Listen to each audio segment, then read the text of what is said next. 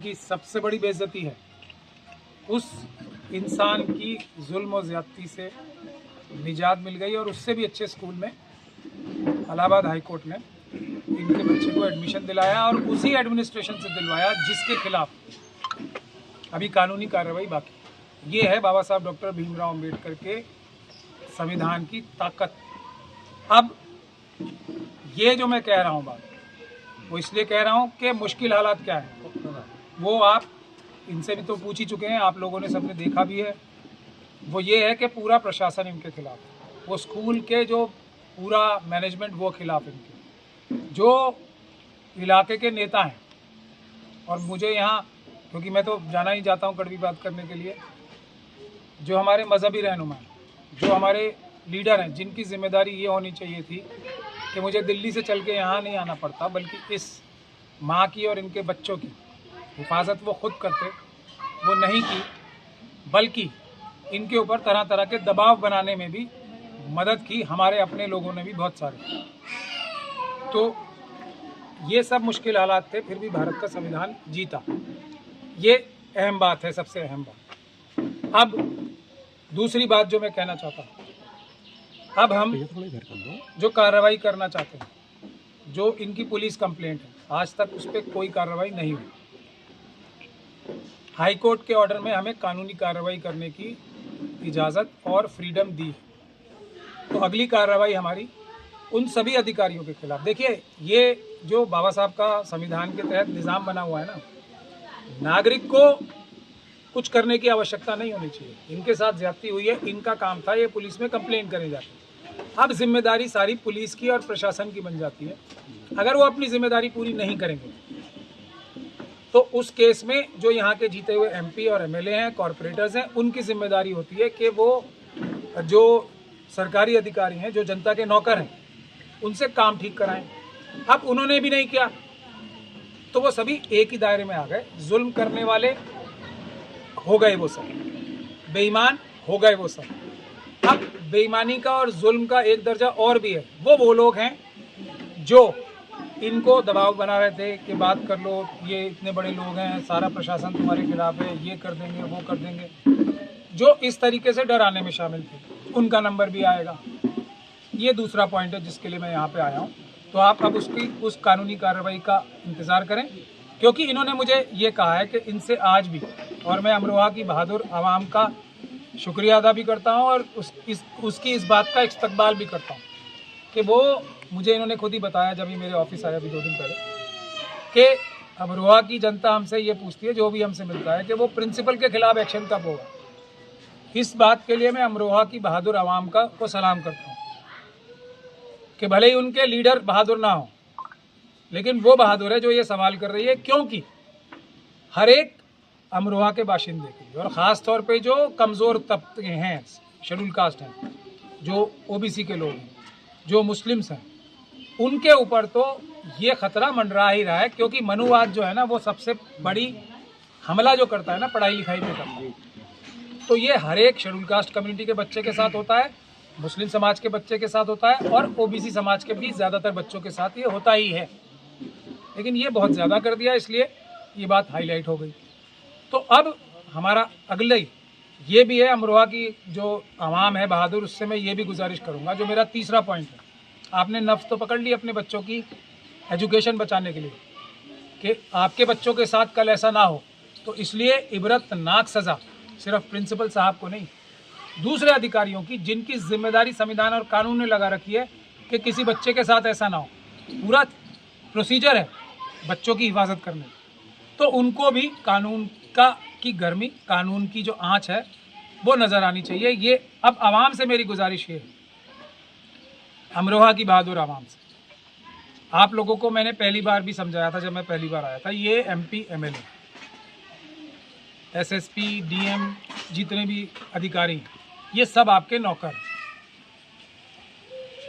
नौकरों को नौकरों की जगह रखने का काम आप लोगों का है, जिसमें हमारे देश की आवाम, खास तौर पे कमज़ोर तबके फेल हो रहे हैं, इसीलिए सब हमारा बेड़ा गर्क हो रहा है। आपको ये बताइए, अगर ये अकेली माँ थी ना जी, इनकी मदद ऊपर वाले ने कराई हमें भेज के या हमारे दिल में डाल के, मैं नहीं होऊंगा कोई और आएगा, कोई और नहीं आएगा, कोई और आएगा। आप लड़ने की हिम्मत तो करो।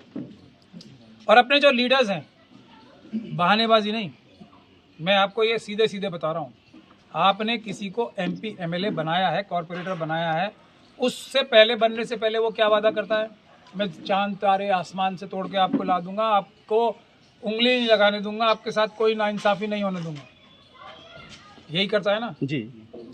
और ये झूठ बोल के हर आदमी निकल लेता है और अपने ही पैसे कमाने के चक्कर में और अपनी ताकत बढ़ाने के चक्कर में लग जाता है। ये उनकी गलती तो है, लेकिन ये आवाम की भी गलती है।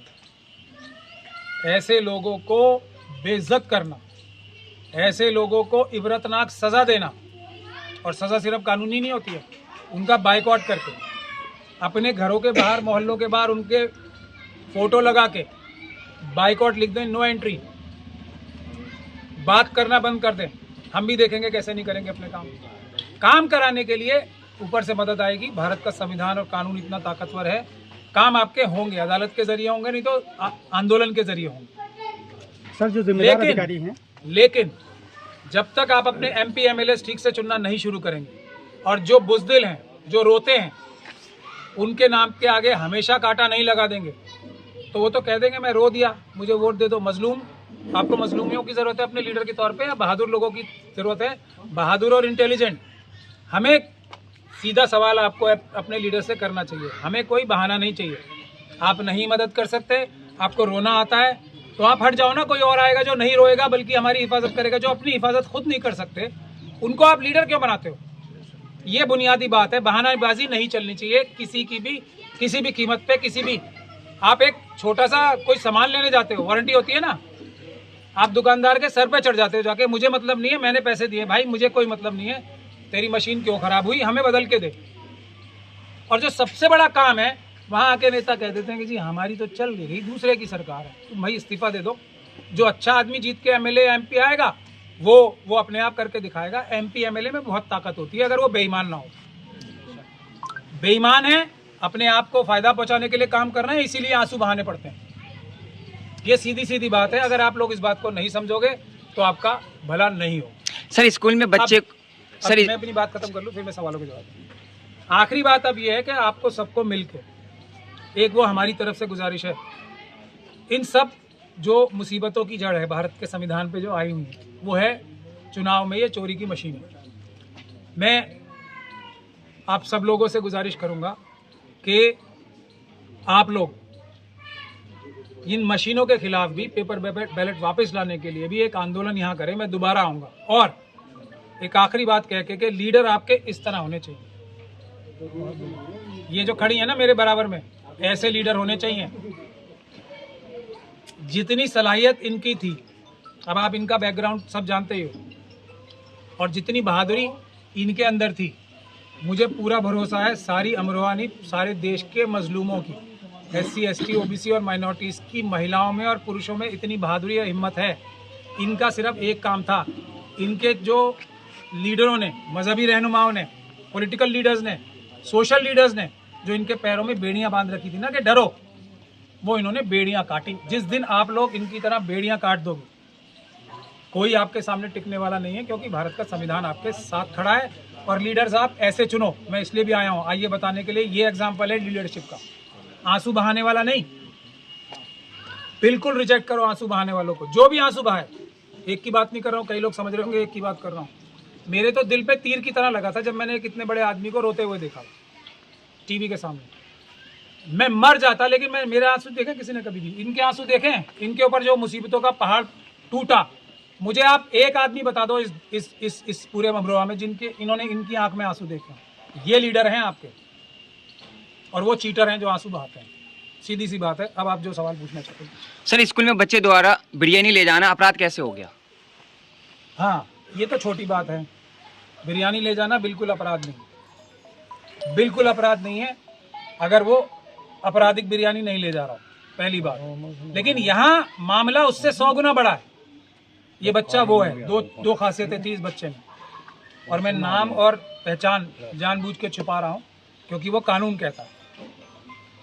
एक तो वो बच्चा अपनी उम्र से ज़्यादा होशियार और समझदार था, तो एकलव्य की कहानी तो आपने सबने सुनी होगी। जी मनुवादी चाहते हैं ना जो सबसे अच्छा हो उसका अंगूठा काटें। जी एक इस बच्चे की गलती सबसे बड़ी ये थी कि ये अपने से 2 क्लास ऊपर में था अपनी एज से, तो वो नज़रों में था मनुवादियों के कि ये कैसे आगे निकल जाएगा, इसको खराब करना है। दूसरा जो सबसे बड़ा गुनाह उस प्रिंसिपल ने किया है वो झूठा इल्ज़ाम लगाने का। ये बच्चा तो नॉनवेज खाता ही नहीं है, ये खाता ही नहीं है, तो लेकर क्यों जाएगा? लेकर कहाँ से जाएगा? और उसके आगे मैं आ रहा हूँ, लेकर कहाँ से जाएगा मैं? इनके घर में इन्होंने तो मुझे बताया, मुझे हैरानी हुई, हालांकि वो मैं तो उस बात को नहीं मानता क्योंकि मैं ट्रैवलिंग में खूब नॉनवेज लेके जाता हूँ, बिल्कुल लेके जाता हूँ, पर इनकी अपनी समझ है, इनके परिवार का डिसीजन है। ये इनके जो वालिद हैं बच्चों के, ये इनके परिवार का एक असूल है, ये कभी भी बाहर घर से बाहर ट्रैवलिंग में भी जाते हैं तो ये वेजिटेरियन खाना लेके जाते हैं। अब ये क्यों लेके जाते हैं ये मुझे नहीं पता, लेकिन ये सच्चाई है। और मैं कोई इसको एंडोर्स भी नहीं कर रहा हूँ कि वेजिटेरियन ही खाना लेके जाना चाहिए। भाई अच्छा खाना जो भी अच्छा लगे जिसको लेके जाए, संविधान है ना हमारा, किसी के ये दादागिरी थोड़ी चल रही है। मैं तो खूब लेके जाता हूँ, और मैं इसलिए भी लेके जाता हूँ घर से क्योंकि मैं बाहर का खाना कम ही खाता हूँ। तो एक बात तो ये होगी। दूसरी बात ये है कि ये जो झूठा इल्ज़ाम लगाया ये है उससे 100 बड़ा गुना अपराध जो झूठा इल्ज़ाम प्रिंसिपल ने लगाया, और उसके अलावा जो जिस अधिकारी ने उनके खिलाफ काम नहीं किया है वो उसके साथ बराबर के अपराधी हैं, क्योंकि वो 120B में शामिल हैं सबूत मिटाने के लिए और इनके ऊपर दबाव बनाने के लिए। ये है नटशेल में कहानी। क्या कानूनी कार्रवाई कर रहे हैं और क्या स्थिति है सर? देखिए अब हमने यही सोचा है, क्योंकि ये मसला ऐसा है कि अगर हम नीचे से कार्रवाई करना शुरू करेंगे तो एक तो इनको न्याय नहीं मिलेगा, क्योंकि यहाँ तो अधिकारी ही गुनहगार हैं, प्रथम दृष्टया नज़र आ रहा है। तो हमने इसके लिए सुप्रीम कोर्ट जाने का फैसला किया है, क्योंकि हाई कोर्ट की जो जजमेंट है वो इजाज़त तो देती है कानूनी कार्रवाई करने की, लेकिन क्या कानूनी कार्रवाई करनी चाहिए वो वजाहत नहीं की। तो हम सुप्रीम कोर्ट जाके कोशिश ये करेंगे कि इसकी इंक्वायरी जो है एक स्पेशल इन्वेस्टिगेशन टीम बने या CBI से इंक्वायरी हो, वो हमारा ऐसा मानना है, और जिसमें उच्च अधिकारी सबसे पहले जाएं, क्योंकि हमारा मकसद ये भी है ना कि अगर चेन ऑफ कमांड ठीक होगी तो नीचे किसी की हिम्मत नहीं होगी। तो वो भ्रष्टाचार का जो तंत्र इसके पीछे छुपा हुआ है उसको भी दूर करना हमारी मंशा है, क्योंकि ये इतनी बहादुर हैं, नेता हैं। अब तो मैं तो इन्हें ही नेता मानता हूँ, मेरी नज़र में कोई और नेता नहीं है, मैं आपको साफ बता रहा हूँ पूरी अमरोहा में, क्योंकि बहादुरी नहीं दिखाई तो नेता किस बात का, बहाने बनाए वो नेता किस बात का। भाई रिजल्ट है या नहीं है, या तो मैं पास या फेल, या बीच में कंपार्टमेंट वाली बात नहीं होनी चाहिए। ये पास हैं इसलिए नेता हैं। अब इनका मेरा मतलब ये है कि अगर और भी ख्वातीन को हौसले की ट्रेनिंग लेनी हो तो यहाँ आके इनसे लें। बहुत बहुत शुक्रिया। बहुत